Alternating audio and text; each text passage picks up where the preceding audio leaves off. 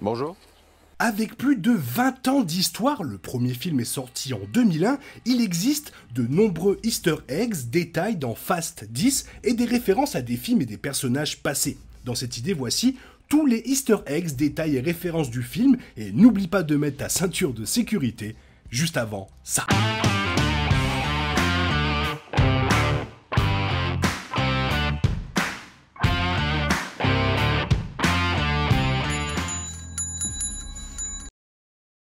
Le dernier film de la franchise Fast and Furious est très lié à l'histoire que la douzaine de films qui l'ont précédé ont contribué à établir. L'importance des films passés pour l'histoire de ce film est devenue limpide lorsqu'il a été révélé qu'il utilisait des flashbacks de Fast 5 pour expliquer la motivation de Dante à traquer Dominic Toretto et son équipe. Ce n'est que le début de la façon dont la Fast saga relie des décennies d'histoire avec ce nouveau film.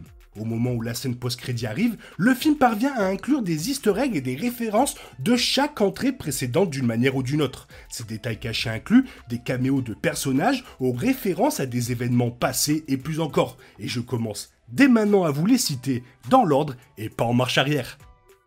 Et donc, on commence directement avec le retour d'un méchant. Le film commence avec le retour d'Hernan Reyes pour de nouvelles images qui se déroulent pendant Fast 5.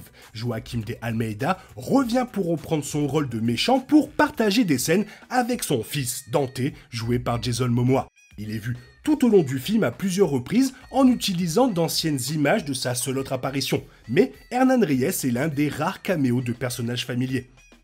Ensuite, le siège vide. Le film poursuit un hommage touchant à Paul Walker lors du barbecue de la famille Toretto en laissant une place libre à Brian. Le film présente Paul Walker avec d'anciennes images de Fast 5 pour les flashbacks, mais Brian O'Connor n'est pas vu et à peine mentionné. Le siège présent au barbecue familial est un excellent exemple de la façon dont la franchise ne tente pas de le remplacer. Il s'appuie également sur la fin de Fast and Furious 9 qui avait également un siège vide à la table lorsque la voiture de Brian s'est arrêtée. Et pendant ce même barbecue, les Los Bandoleros sont évoqués. Les références du film incluent une au deuxième court-métrage de la franchise, Los Bandoleros. C'est un préquel du quatrième film et montre Dom travaillant avec Anne et Rico Santos pour faire sortir Tego Leo de prison. D'ailleurs, le film est sur YouTube. Le court-métrage est référencé lorsque Dom conclut une conversation avec Anne en disant « Los Bandoleros pour la vie ».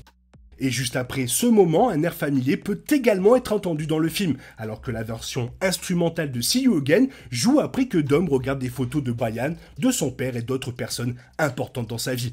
La chanson a été créée pour Furious 7 en tant que chanson hommage à Paul Walker, un hommage plus que normal pour Brian. Ce qui nous amène directement au moment avec Letty. Dom fait également référence à la mort de Letty survenue dans le quatrième Fast and Furious. Il parle à Letty de ses peurs dans le film et mentionne qu'il a peur de perdre son fils ainsi que de perdre sa femme. Cette ligne fait référence à la façon dont on pensait que Letty était morte après son mariage secret avec Dom. Même si elle est de retour maintenant et qu'elle a retrouvé tous ses souvenirs, perdre sa famille reste la plus grande peur de Dominic. Un peu plus tard, le public a également droit à plus de Little Nobody, ou Petit Personne, alors que Scott Eastwood revient pour un petit rôle. Il n'est présenté que lors du premier acte du film et emmène Cypher à la prison du site noir de l'agence avant de rejoindre Dom en mission à Rome. C'est la première fois qu'il apparaît dans la franchise depuis ses débuts dans The Fate of the Furious. Et du coup, ça nous amène à la question, qu'est-il arrivé à Monsieur Personne? Le sort de Monsieur Nobody dans la franchise est un mystère depuis le début de Fast and Furious 9, qui a révélé que Jacob avait attaqué son avion. Puisqu'il n'a pas été kidnappé par Jacob et que son corps n'était pas dans l'épave, des questions subsistent sur ce qui lui est arrivé. Fast 10 fait diverses références aux personnages tout au long du film, donnant l'impression qu'il n'est plus avec l'agence, mais surtout qu'il est porté disparu, ou peut-être caché. Tous les signes indiquent que Monsieur Personne est en vie et peut-être même qu'il va faire son grand retour. Et du coup, ça nous amène directement au nouveau directeur de l'agence. Le film fait référence à tous les précédents films Fast and Furious grâce à Ames et à l'agence. Le nouveau chef de l'organisation est montré en train de regarder des images des aventures passées de l'équipe de Dom, permettant au film de récapituler les 20 ans d'histoire des films Fast and Furious en quelques minutes. Cela permet au film de montrer brièvement tout des courses de Fast and the Furious au saut d'Abu Dhabi de Furious 7 et encore beaucoup plus. L'œil de Dieu est toujours référencé et continue de jouer un rôle majeur dans la franchise Fast and Furious. car la technologie inventée par Ramsey change de main tout au long du film. L'agence a le programme au départ, mais Tess en vole un bout pour retrouver Dom. Il se retrouve finalement en possession de Dante, menaçant la sécurité de tout le monde. Il a fait ses débuts dans Furious 7, mais a maintenant joué un rôle dans tous les films depuis lors. Continuons sur une phrase du premier film. L'un des meilleurs easter eggs vient de Petit Brian répétant l'une des phrases les plus emblématiques de Dom. Après avoir battu Mia dans un jeu vidéo Hot Wheels, il dit « Peu importe gagner de 1 ou 10 km, l'important c'est de gagner ». Cela amène Mia à se demander en plaisantant où elle a déjà entendu cela. Et cela devrait lui sembler familier à elle et au public, comme Dom l'a dit dans le premier film Fast and Furious, après avoir battu Brian lors de leur toute première course. Passons à Tess. Les débuts de Tess en tant que fille de Monsieur Personne prouvent qu'elle ressemble à son père à bien d'autres égards que de faire partie du monde du renseignement secret. Elle offre à Dom un verre de bière belge une fois qu'ils se rencontrent, ce qui est une référence directe à la première apparition de Monsieur Nobody dans Furious 7. Il parle à plusieurs reprises de son amour de la bière belge et essaie même de convaincre Dom d'abandonner la Corona. Tess est la preuve que cet amour de la bière belge s'est transmis de génération en génération. Passons maintenant à Jacob. La voiture principale de Jacob est une autre référence. Il conduit d'abord Petit Brian à travers le pays dans une Ford Mustang bleue de 1992. Si cela semble familier aux téléspectateurs, c'est probablement parce que c'est la même voiture que Jacob conduisait dans les scènes de flashback de Fast and Furious 9. Cela signifie que c'est la voiture que Jacob conduisait lorsqu'il a perdu contre Dom, le forçant à s'enfuir de chez lui. Revenons maintenant sur Letty. L'origine des cicatrices de Letty est à nouveau détaillée alors que Tess lui parle de celle sur son poignet pour gagner sa confiance. Tess raconte l'histoire familière selon laquelle la cicatrice au poignet de Letty est venue de la nuit où elle et Dom se sont rencontrés pour la première fois et il a essayé de l'impressionner. C'est la même histoire que Dom raconte à Letty dans Fast and Furious 6 pour essayer de prouver qu'il sait tout sur son passé. Allez, on passe la seconde et on va directement sur la course au Brésil. Le film ramène un autre personnage familier en laissant revenir Diogo pendant les scènes au Brésil. Luis da Silva Jr. a initialement rejoint la franchise dans Fast 5 qui marque sa seule autre apparition auparavant. Alors que Diogo s'avère être un allié de Dom contre Dante, tout cela faisait partie du plan de ce dernier. Cela conduit Diogo à être l'un des morts du film. Et pendant cette même scène, ça nous offre une autre touche familiale en révélant qu'Isabelle de Daniela Melchior est en fait la sœur d'Elena Neves. La franchise n'avait pas teasé auparavant qu'Elena avait une sœur cadette, car Fast 5 a seulement expliqué que la mort du mari d'Elena était liée à Hernan Reyes. Isabelle et Elena étant sœurs, la famille de Dom inclut désormais la tante de son fils.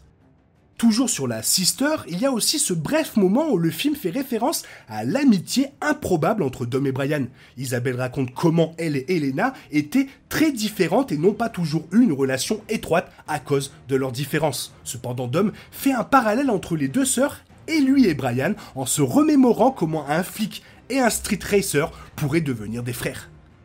Le petit Brian nous révèle aussi une petite référence. Après que petit Brian et Jacob soient arrivés dans un avion, le fils de Dom est visiblement mal à l'aise et admet qu'il a peur des avions. Mais ce n'est pas à cause du vertige. Bien que Fast 10 n'explique pas pourquoi c'est le cas, il s'agit probablement d'une référence à The Fate of the Furious. Le petit Brian a passé du temps dans l'avion de Cypher lorsqu'il était bébé et pourrait avoir peur d'eux parce qu'il les associe à la mort de sa mère ou à Descartes qu'il a sauvé. Autre moment touchant, c'est un caméo rapide dans le film qui présente la fille de Paul Walker. Mido Rain Walker apparaît en tant qu'hôtesse de l'air qui donne à Jacob de l'alcool et la clé pour entrer dans la soute de l'avion. Le caméo de la fille de Paul Walker permet à la vraie famille de l'acteur de faire toujours partie de la franchise populaire et bravo pour ça. Le film fait aussi quelque chose de très intéressant avec une scène post-crédit en réunissant Anne et Descartes, mais cela va encore beaucoup plus loin. Au lieu d'utiliser la scène de Fast and Furious 9 pour expliquer que Descartes était avec Anne depuis le début du film ou qu'ils sont déjà corrigé les choses, le film fait en sorte que la scène se déroule pendant ce nouveau film. Cela permet à la confrontation de se dérouler pleinement et même de montrer ce qui arrive au gars que Descartes a fourré dans un sac de boxe.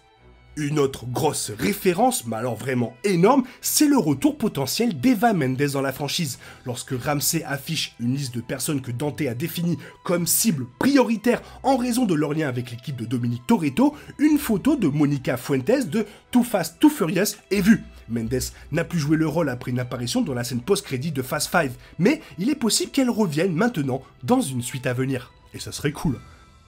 Et on retourne sur l'autoroute de Rio de Janeiro qui redevient une pièce maîtresse d'une scène d'action Fast and Furious dans ce nouveau film. La même portion de route qui est présentée à la fin du cast dans Fast 5 est à nouveau utilisée dans Fast 10 comme l'endroit où Dante et ses hommes attaquent Dom après avoir été arrêtés par l'agence. Il n'y a pas de chambre forte cette fois, mais c'est la première fois que Dom et Dante sont réunis depuis que Dom a failli tuer ce dernier sur le même pont. Plus tard, le film fait référence à l'une des cascades précédentes de la franchise grâce à la façon dont Petit Brian s'éloigne de Dante. Alors que les voitures de Dom et Dante tournent sur la route, Petit Brian ouvre sa portière et saute par la fenêtre de la voiture de Dom pour se mettre en sécurité. C'est très similaire au moment de Furious 7 où Ramsey saute de la voiture de Roman à celle de Letty. Autre moment intéressant, c'est la surprise qui survient à la toute fin du film lorsqu'il apparaît que le sous-marin de The Fate and the Furious revient. Le film mentionne très tôt que l'équipe était responsable du vol du sous-marin, bien que The Fate of the Furious ait indiqué qu'il avait été complètement détruit par une explosion. Le sous-marin pourrait être un signe qu'il a été reconstruit dans les années qui ont suivi cet événement. Ensuite, bien qu'il ne s'agisse pas exactement d'un easter egg, Gal Gadot revient en tant que Giselle lors de la scène finale du film. Elle n'a pas été vue depuis sa mort apparente dans Fast and Furious 6, et bien que le film n'explique pas exactement comment elle est en vie, après toutes ces années surtout, le retour dans ce film de Gal Gadot marque un autre caméo majeur pour la série avant son plan de fin. Et finalement, le public a également droit à une autre apparition de Luke Hobbs alors que Dwayne Johnson revient également dans le film. Son inclusion est enregistrée pour la scène post-crédit du film et montre que Hobbs travaille toujours dans une certaine mesure. Le retour de The Rock ou Petit Caillou lui donne une toute autre occasion de dire l'insulte habituelle du personnage à un ennemi car il appelle Dante un son bitch, bien sûr en anglais c'est bien mieux, c'est exactement le nom qu'il donne à Hernan Reyes après l'avoir tué, faisant du dicton une autre référence au film en quelque sorte. Bref, qu'est-ce que vous avez pensé du film? Parce que bon, on va pas se mentir, il est chelou ce film quand même. Alors dites-moi ce que vous avez pensé du film, ça me ferait plaisir d'avoir votre avis. Et puis sinon, je vous souhaite une bonne journée, bisous bisous et bye bye.